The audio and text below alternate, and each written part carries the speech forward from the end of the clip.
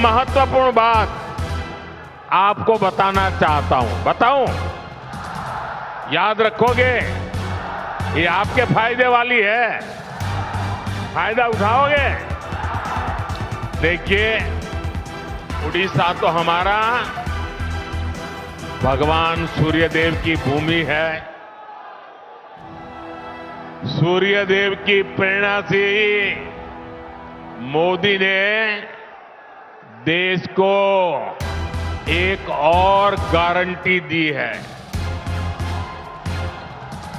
सुनिए, ये आपके काम की बात लेके आया हूं और मोदी की गारंटी है मुफ्त बिजली देने की,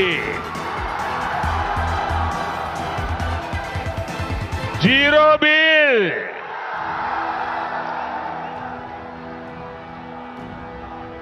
और घर में मुफ्त बिजली तो आएगी, लेकिन ज्यादा बिजली पैदा होने पर बेच करके कमाई भी होगी।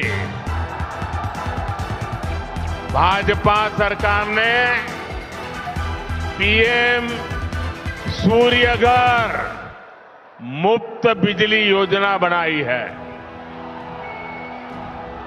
घर की छत पर सोलर पैनल लगाकर 300 यूनिट तक मुफ्त बिजली मिलेगी। हर परिवार अपनी जरूरत पूरी करके अतिरिक्त बिजली सरकार को बेच भी सकेगा। यही नहीं, हम किसानों को, अन्नदाता को भी ऊर्जादाता बना रहे हैं।